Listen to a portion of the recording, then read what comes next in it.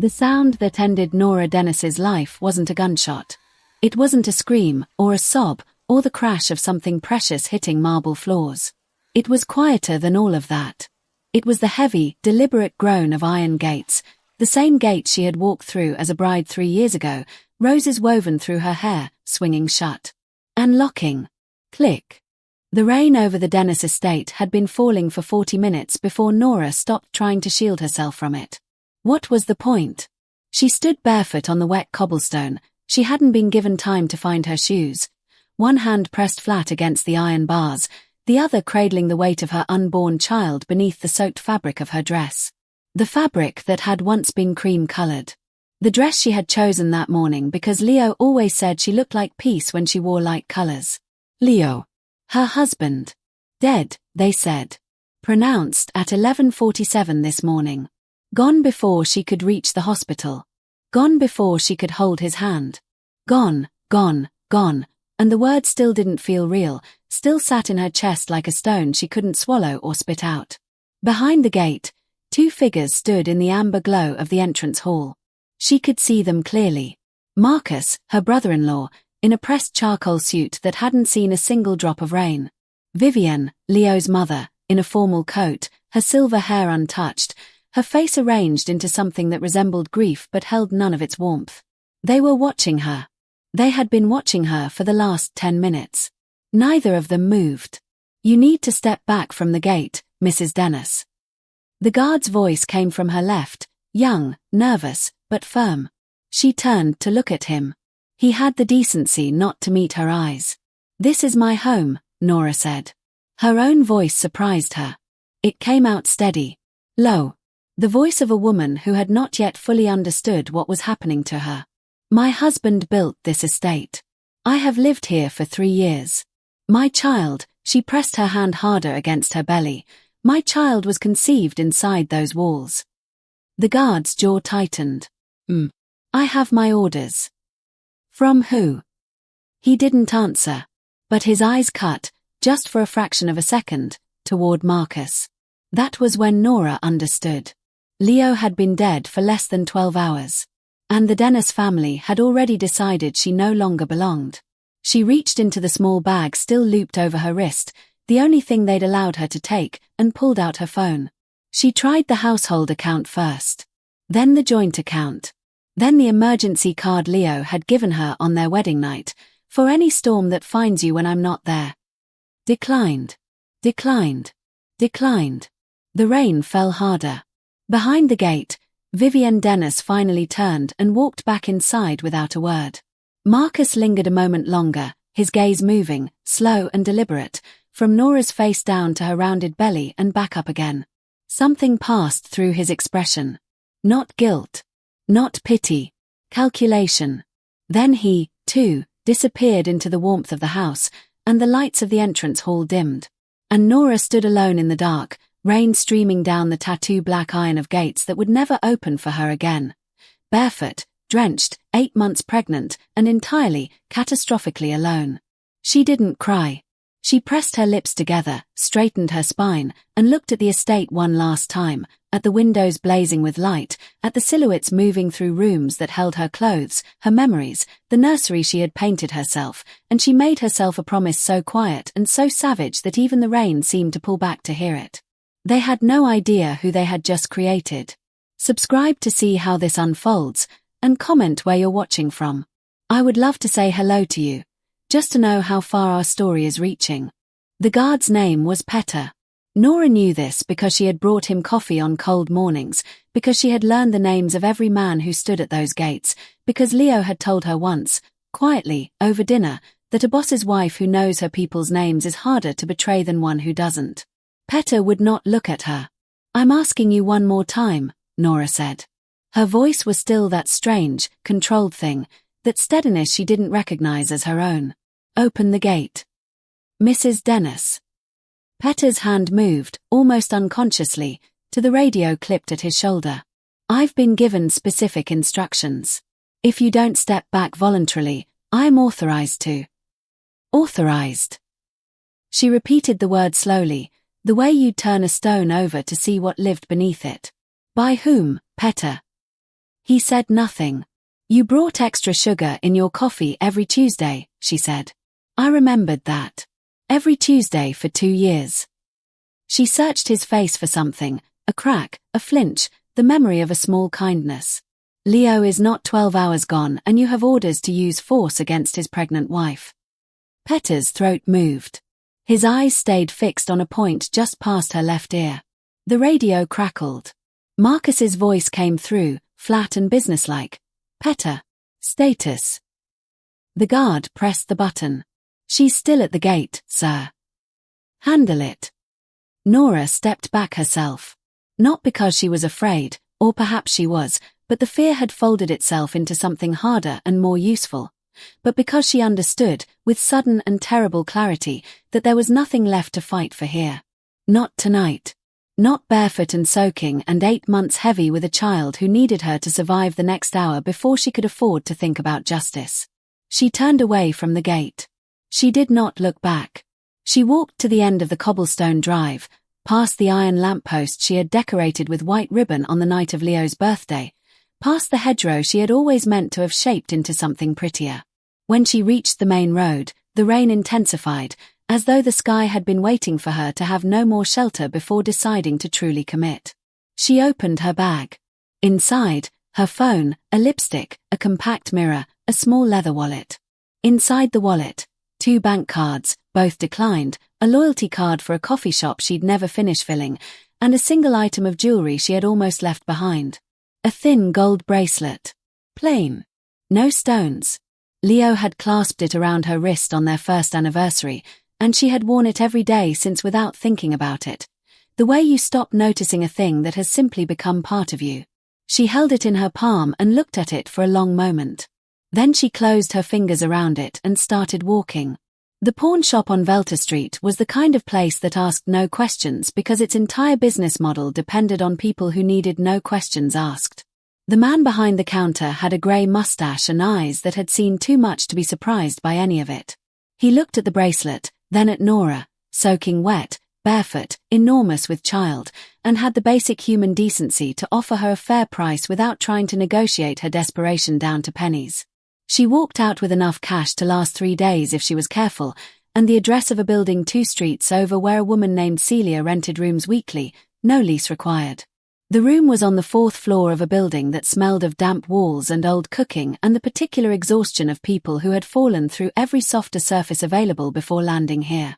The carpet was the color of something that had once had color. The window looked out onto a brick wall.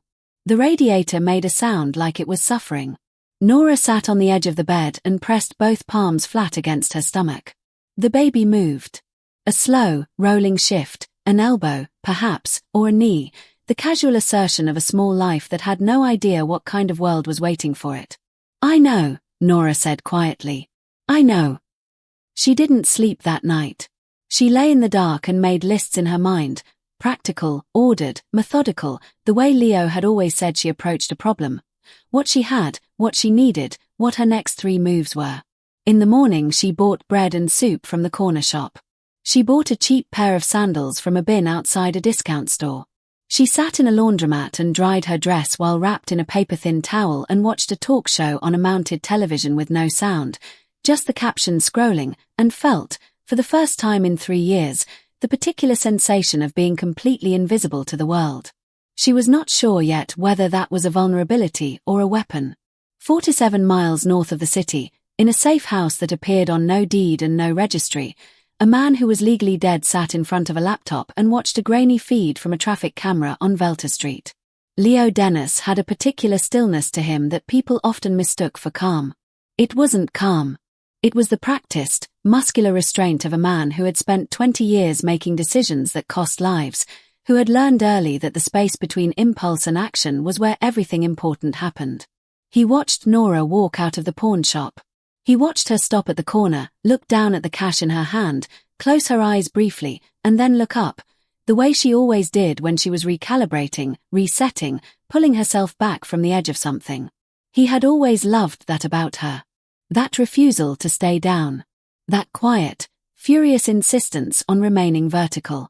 He pressed 2 fingers to his mouth and breathed.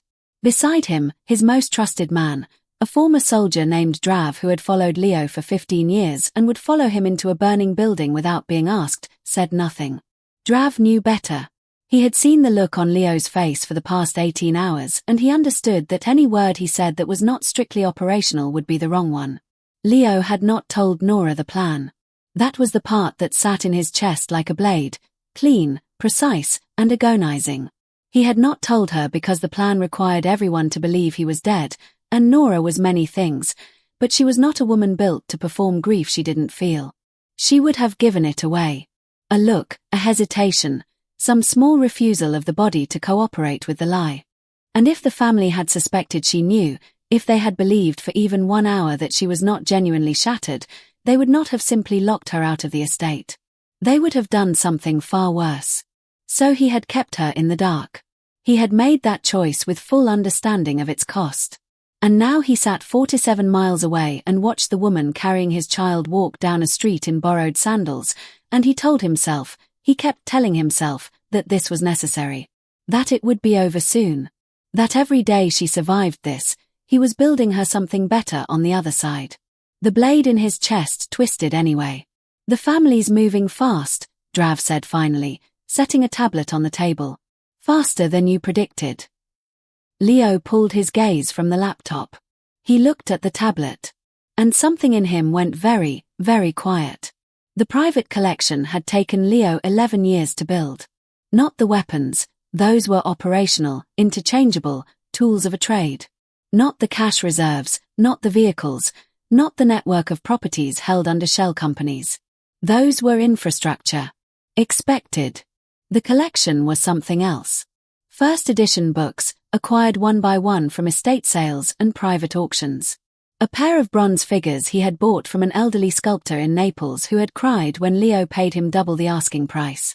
A painting, small, oil on board, a coastal scene in winter, that had hung in his father's office before his father had become the kind of man whose office Leo refused to enter. Marcus had begun liquidating it the morning after Leo's death was announced. Not days after. Not weeks. Hours. The loyalist guards were next.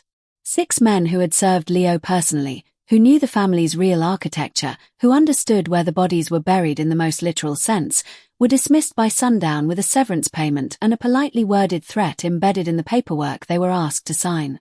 Leo looked at the list.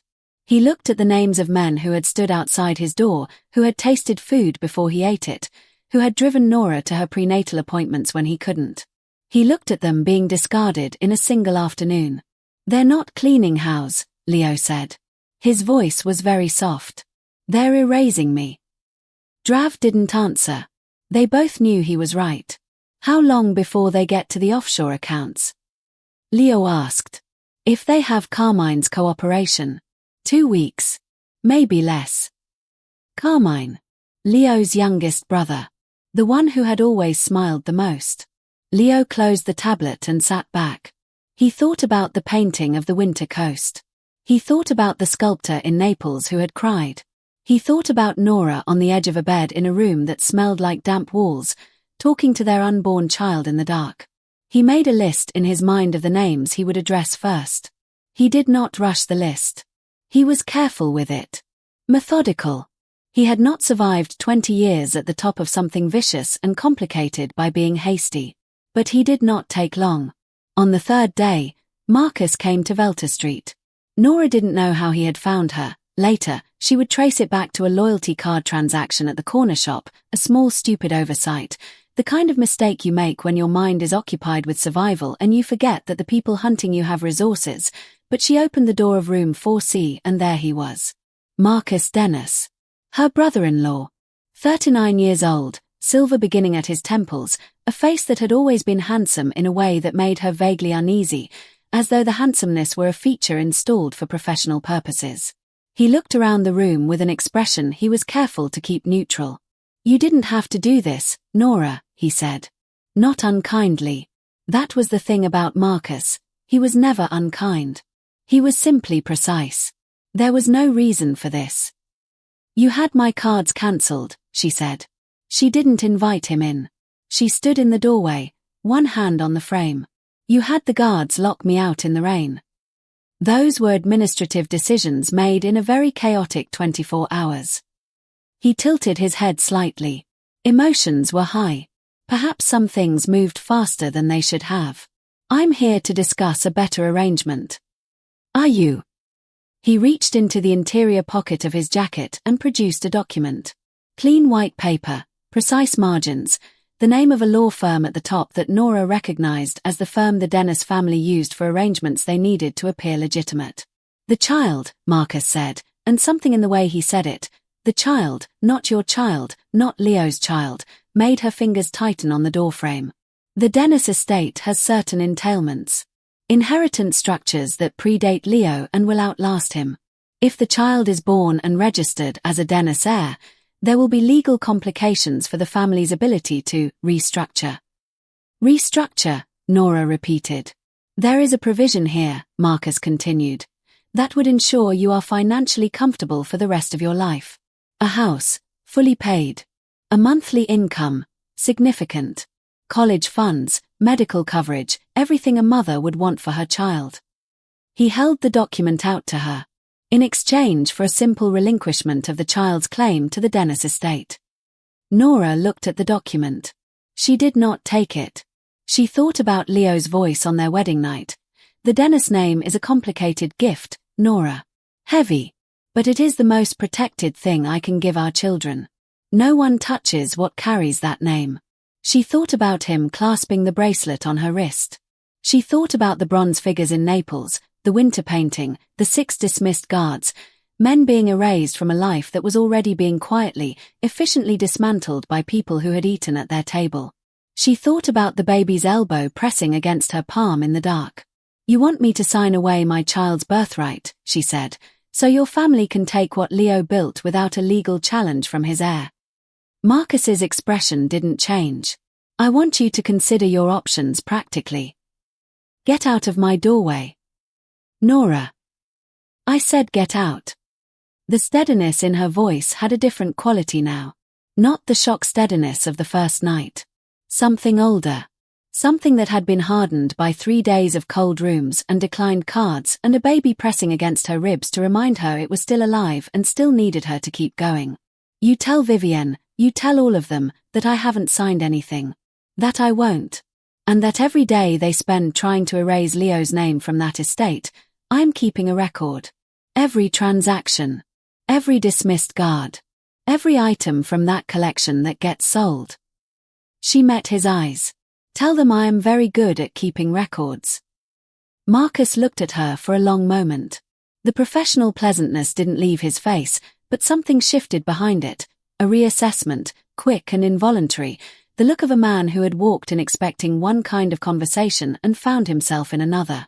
He took the document back. He straightened it against his palm with 2 precise taps.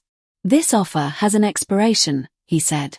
Most threats do, Nora replied, and closed the door.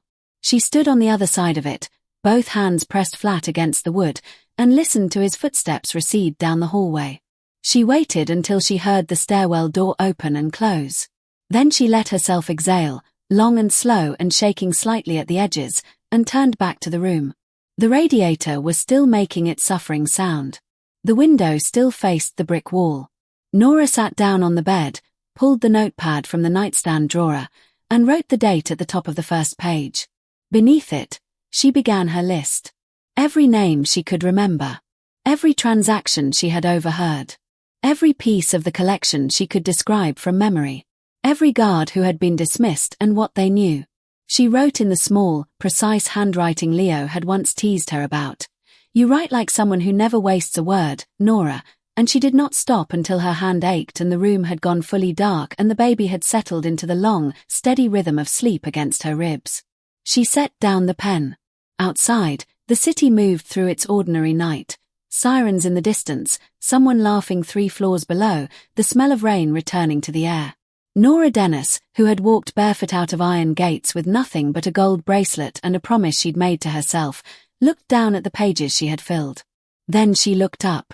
She thought, without knowing why, some instinct, some signal traveling through the dark over 47 miles that had no rational explanation, of Leo. She thought, wherever you are.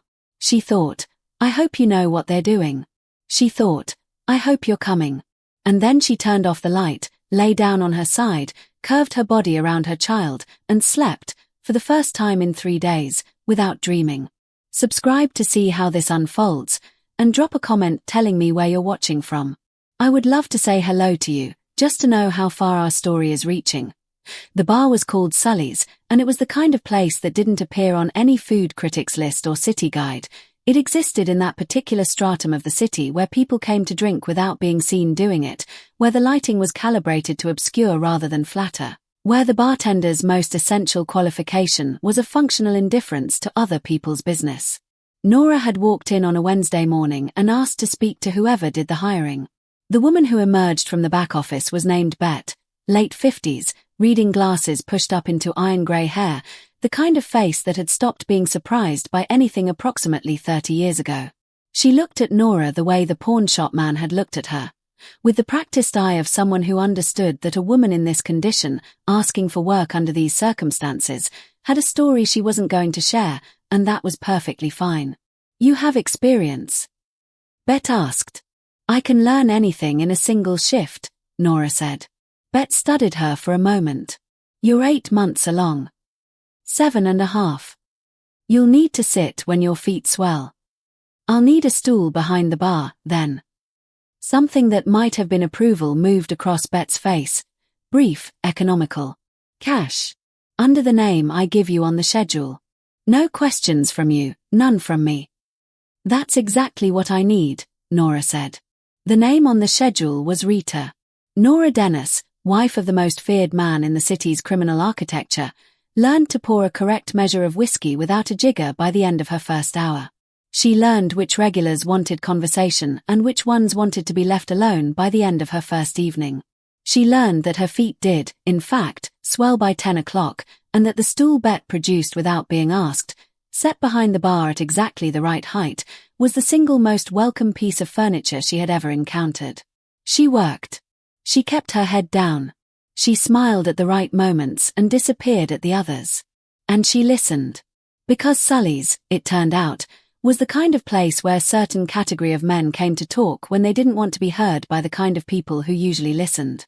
Business conversations conducted in the back corner booth. Names mentioned with the casual confidence of men who believed the woman wiping down the bar was furniture.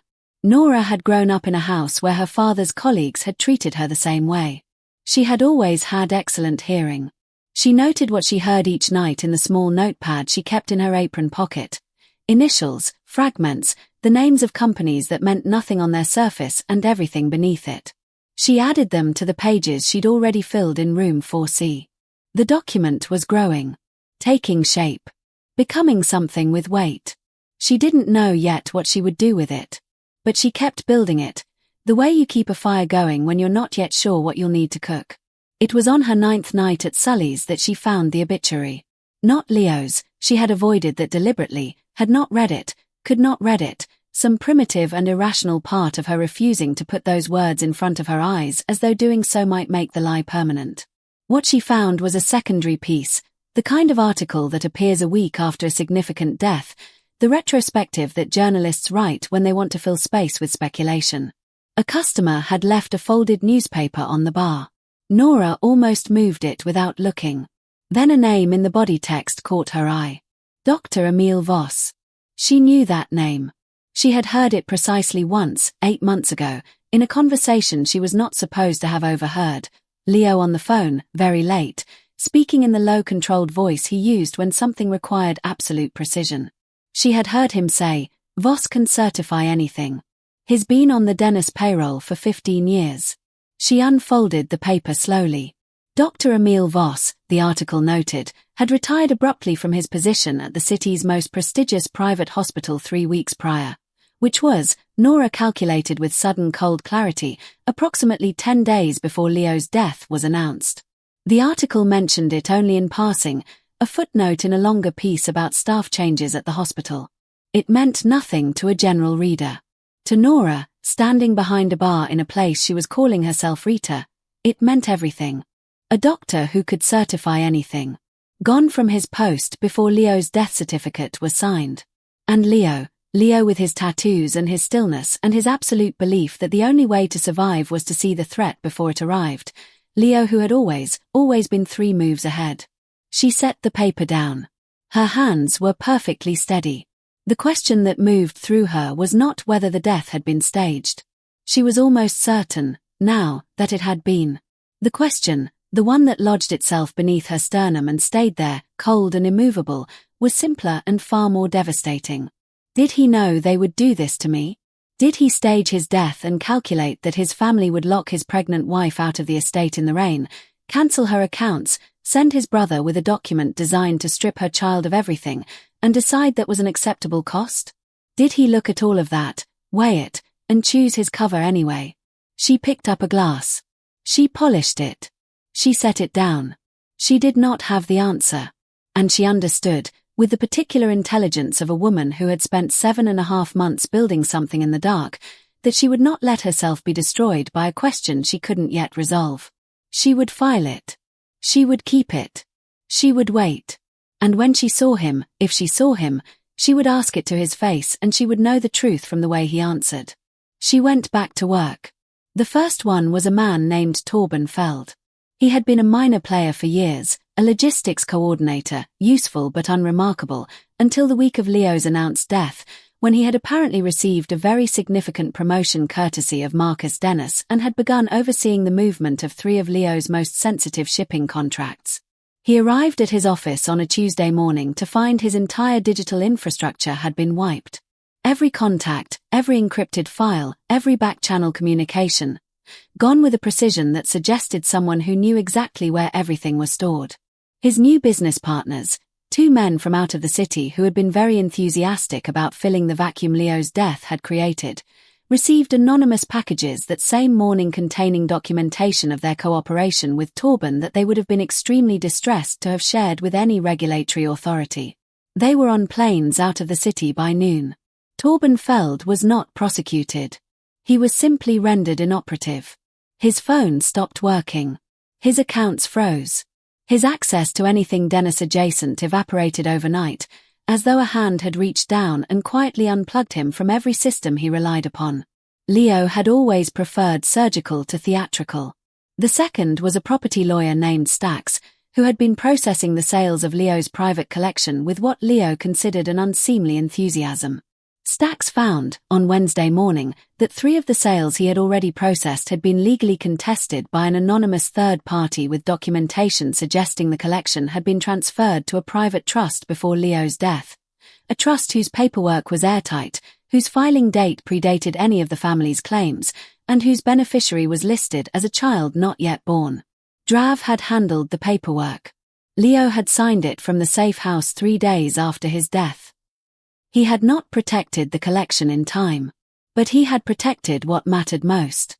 The dismissals, the liquidations, the quiet rewriting of the Dennis architecture. All of it was being undone, one node at a time, with the methodical patience of a man who had learned that the loudest revenge was rarely the most complete. Leo worked through his list in the order he had arranged it. Not rushing. Not making mistakes. But every night, before he closed the laptop, he pulled up the traffic camera feed. He watched the street outside Sully's. He watched the light in room 4C.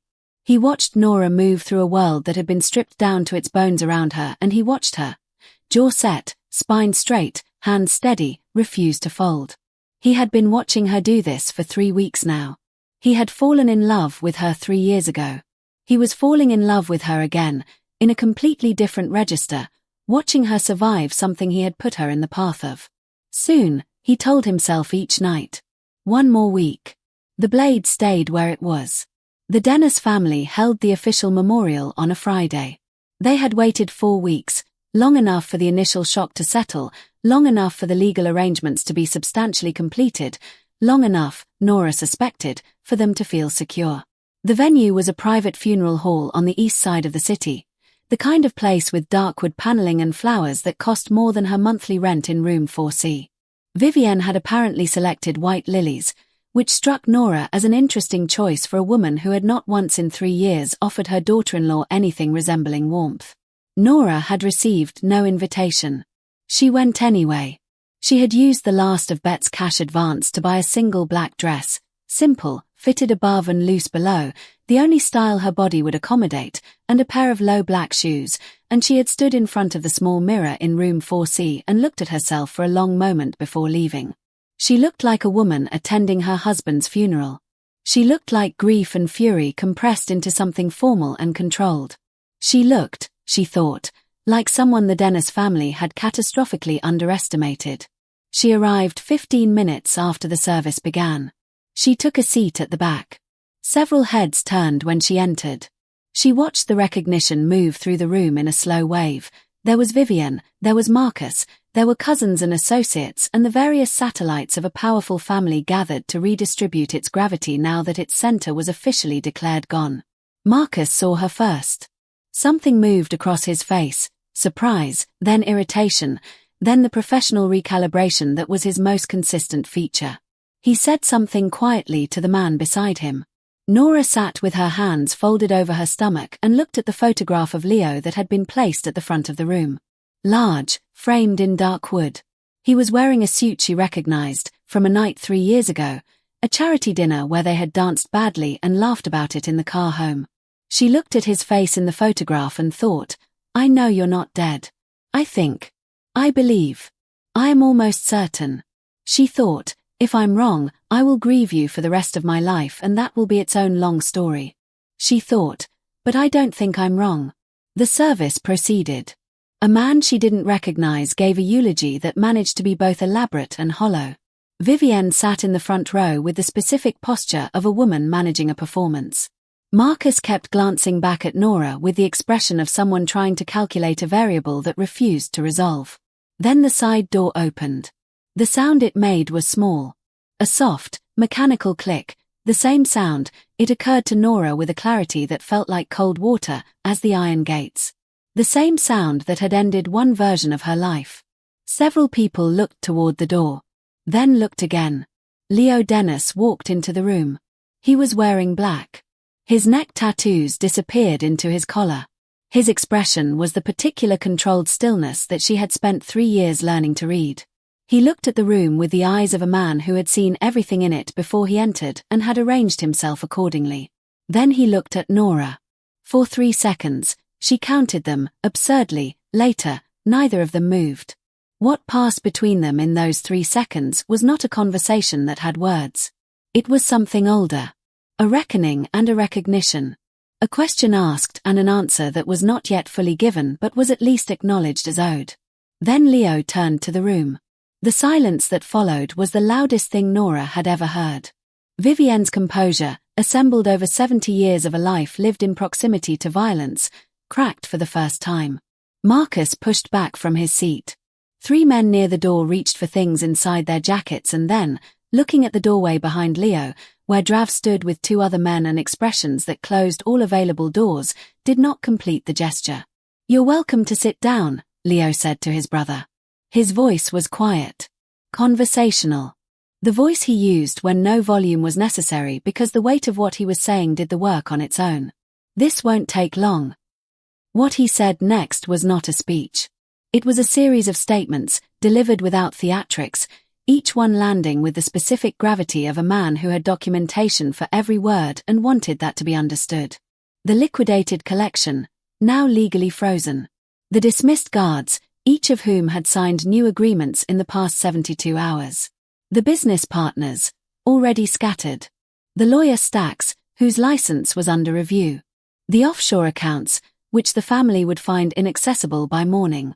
And the trust, the one filed before his death, whose beneficiary sat at the back of the room in a black dress with her hands folded over her stomach. Vivienne said his name once.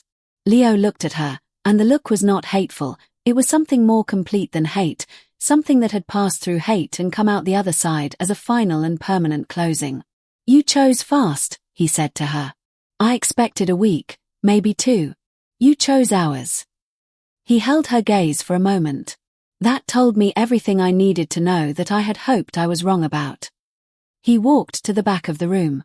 He stopped in front of Nora. She looked up at him. He looked down at her. Up close she could see the lines around his eyes that hadn't been there a year ago, The particular exhaustion of a man who had spent 4 weeks doing something that had cost him more than he'd calculated. "I owe you an explanation," he said quietly. "You owe me several," she said. Something crossed his face, not quite a smile, but the ghost of one. The thing beneath the controlled stillness that only she had ever been close enough to see. "I know." He held out his hand. She looked at it. She thought about room 4C and the notepad and the bracelet and Bet's stool and the newspaper and the question she had been carrying for 3 weeks in the cold place beneath her sternum. She thought about the trust. Filed before his death. A child not yet born. She took his hand. The ledgers were the last thing. They went into the fireplace of the safe house on a Sunday evening. 2 of them, black leather, 40 years of Denis family record-keeping, names and numbers and arrangements that could rearrange the landscape of the city if they reached the wrong hands. Leo fed them in himself, page by page, watching each one take and curl and go to grey. The family was informed by letter that their access to all Denis holdings had been formally and permanently severed. The letters were delivered by a law firm that was not Stack's. The legal architecture behind them had been built over 3 weeks by a woman Drav described as terrifyingly thorough and whom Leo had retained specifically because she had no prior connection to the Denis name. Carmine called once. Leo let it ring. Marcus sent a message through an intermediary. Leo had Drav send one back, 3 sentences, which Drav reported Marcus had read twice before folding the paper very precisely and putting it in his pocket without speaking. Vivienne did not reach out. Leo had not expected her to. The new house was 2 hours from the city. Not a fortress. Leo had spent enough of his life in fortresses to know that they were as much prison as protection. It was a house with a garden and large windows and a room that caught the morning light that Nora had walked through once, then stood in for a long time without speaking, her hand moving slow circles against her stomach. "It needs furniture," Leo said from the doorway. "It needs everything," she said. "It's perfect." He had given her the explanation he owed her, over 2 days, without omission.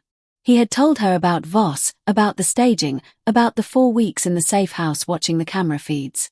He had told her the part he found hardest to say, that he had known the family would move on her, had calculated it as a near certainty, and had made the choice to let it happen because exposing his cover too soon would have cost them everything and protected them from nothing. He had told her that watching her manage it had been the most difficult 4 weeks of his life. She had listened to all of it without interrupting. When he finished, she had been quiet for a long time. "You should have told me," she said finally. "Yes. I would have been convincing enough. I wasn't sure." She looked at him. "I kept a record," she said.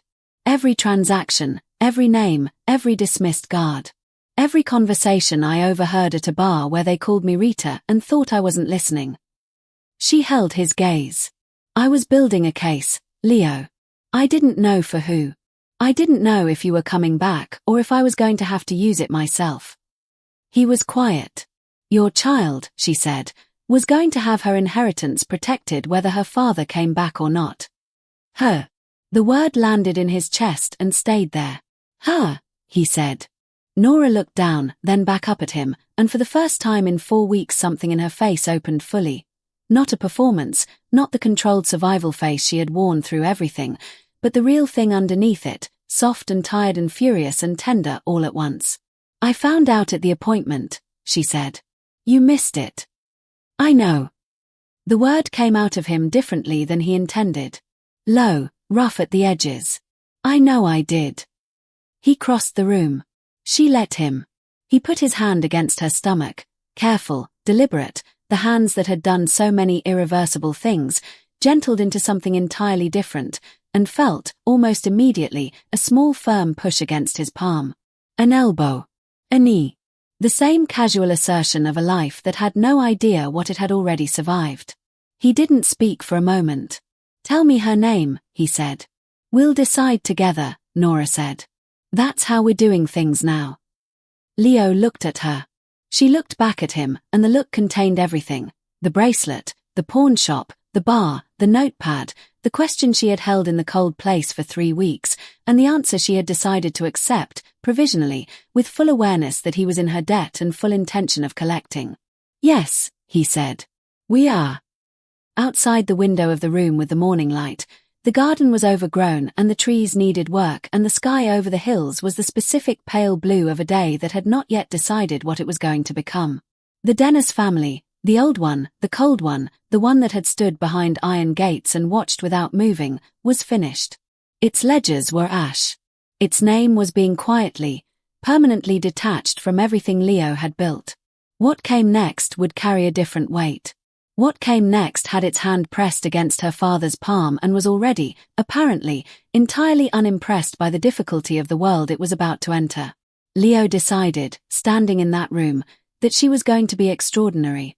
He decided, standing in that room, that he had a great deal of work to do to deserve her. He intended to do all of it. She came into the world on a Tuesday. Not gently, nothing about the Denis bloodline apparently believed in gentleness, but with a fury and an insistence that made the midwife laugh, and Leo, standing at the head of the bed with Nora's hand crushing his with a strength that genuinely surprised him, go completely still in the way he only went still when something moved him beyond the reach of his usual controls. They named her Sera. Not a Denis name. Not a family name from either side. A name that belonged to no history, carried no debt, had no shadow attached to it. A name that was entirely and only hers.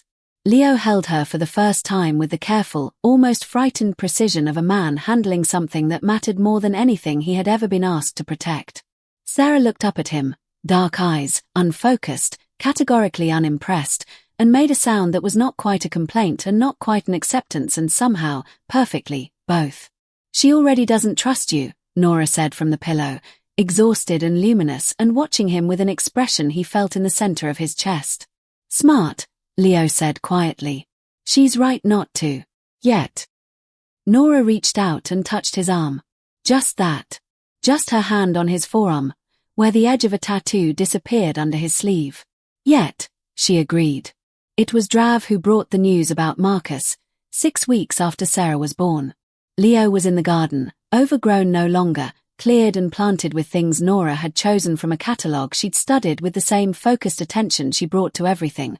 Sitting in a chair in the pale morning sun while Sera slept against his chest, her small weight rising and falling with the particular absoluteness of infant sleep. Drav stood at the garden's edge, not wanting to come closer.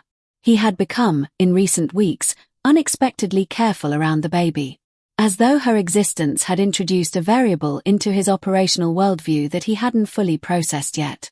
"Tell me," Leo said quietly, so as not to wake her. Marcus had made contact with a rival organization.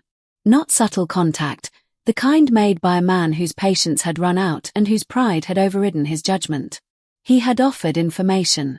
Details about Leo's network, his safe house locations, his remaining loyalists. Leverage, packaged and presented to people who had spent years wanting exactly that.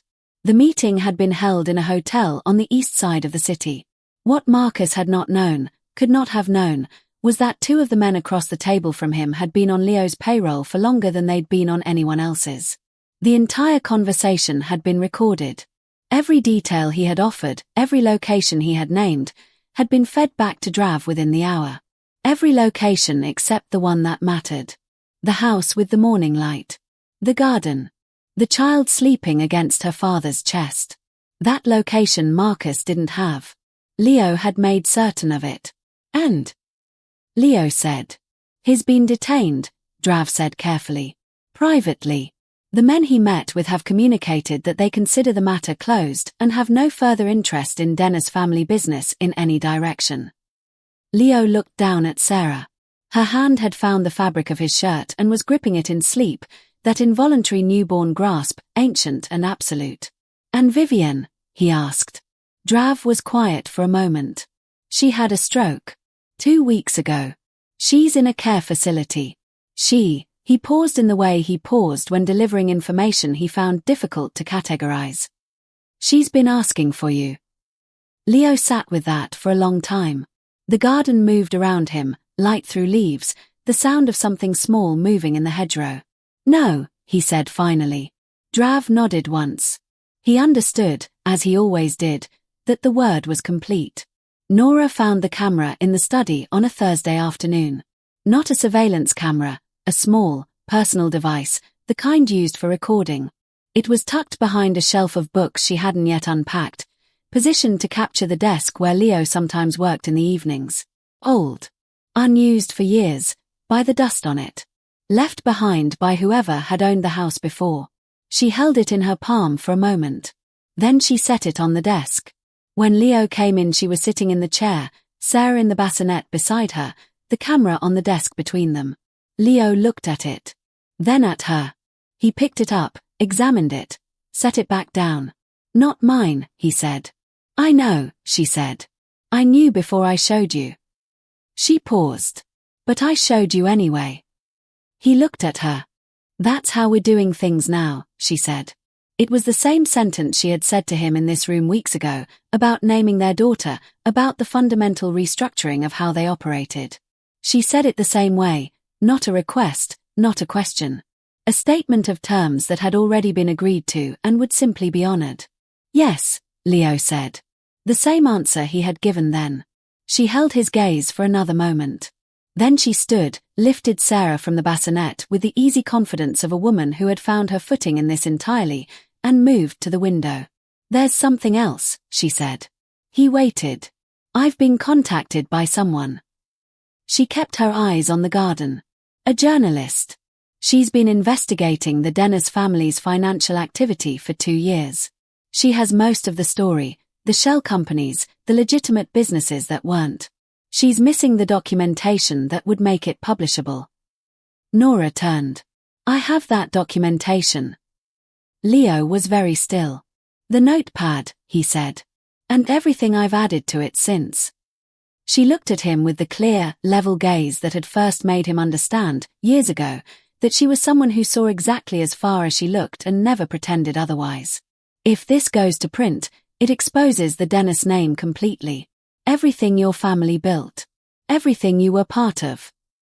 The last sentence landed between them without accusation. Simply as fact. It would also, Nora continued, make it impossible for anyone left in that organization to use that name as leverage. Over Sera. Over us. Over anyone. She paused. It ends it. Completely. Leo crossed the room. He stood beside her at the window. Outside, the garden was green and ordinary and entirely, blessedly quiet. He thought about the ledgers in the fireplace. The ash they had become. He thought about 40 years of his family's record, gone to grey, and how light the room had felt afterward, and how he had stood in that lightness and understood something that he hadn't had words for at the time. He had words for it now. What do you need from me? He asked. Nora looked up at him. Something in her face shifted. That opening again, the one he'd seen for the first time in this house, the real thing beneath all the armor she'd been required to build. Nothing, she said. I don't need anything from you. I'm asking what you want.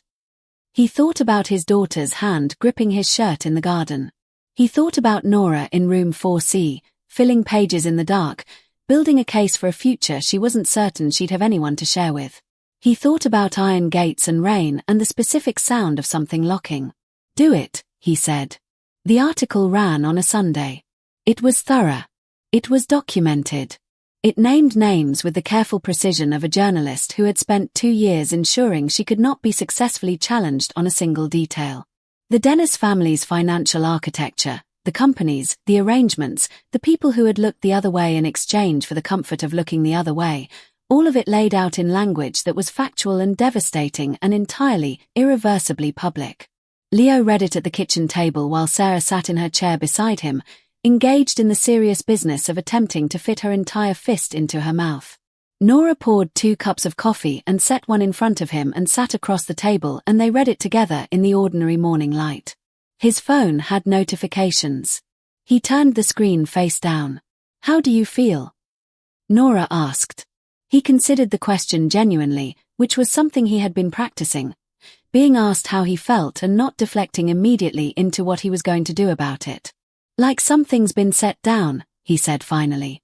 Something I'd been carrying for so long I'd stopped noticing the weight. Nora wrapped both hands around her cup. She looked at him over the rim. Good, she said. Sera made a sound of profound satisfaction, having apparently resolved the fist question in her favor. Both of them looked at her. Then at each other. Leo thought. This is the thing I almost didn't get back to. He thought, this ordinary morning with its coffee and its newspaper and its baby who trusts no one yet and is right not to. He thought about every choice that had led here, including the ones that had been wrong, and how the sum of all of them, the right and the wrong and the costly, had produced this specific kitchen and this specific light and these two people across a table from each other, finished with pretending and finished with performing and entirely, finally, simply present. I want to take her to Naples, he said. When she's old enough to remember it. Nora blinked. Naples. There was a sculptor there. An old man. He cried when I paid him fairly. Leo looked at his coffee. I want her to know that story. That her father did some things that were, he paused, choosing the word with care, irrecoverable. And some things that were decent. And that the decent ones mattered even inside all the rest. The kitchen was quiet. Outside the window the garden held its green, unhurried life. Nora reached across the table. Her hand covered his, the hand with the tattoos climbing toward the wrist, the hand that had done irrecoverable things and decent ones, the hand that had held their daughter in a garden and gone completely still with love. We'll take her to Naples, Nora said. And you can tell her yourself. Leo Denis was legally deceased for 8 weeks and 4 days. His resurrection was never formally announced. There was no press release, no public statement, no dramatic reveal beyond a single Sunday article that rearranged the architecture of a criminal dynasty and left its ruins for other people to document. He and Nora did not return to the estate. The iron gates and the ornate halls and the rooms where she had decorated lampposts with ribbon belonged to a version of their life that had ended in rain, and neither of them needed to walk back through it. What they built instead was quieter. Smaller on the outside. Larger in every way that mattered. Sera Denis, who carried a name that belonged to no history and no shadow, learned to walk in the garden her mother had planted. She learned her first words in a house with morning light. She learned, from a father who was still in the process of becoming someone worthy of the lesson, that the measure of a person was not what they had survived but what they chose to carry forward from it. She grew up knowing the story of the sculptor in Naples. She grew up knowing the story of a gold bracelet and a pawn shop and a woman who had filled pages in the dark because she refused to stop building even when she didn't know what she was building toward. She grew up knowing that the Denis name, in its old form, was finished. And that what her parents had made in its place was something that didn't need a name. It simply was. It simply was. And it held. That's the end of our story. Thank you for every comment, every watch, every message asking what came next. You kept this story breathing. Drop a final comment and tell me where you watched from. I would love to say one last hello.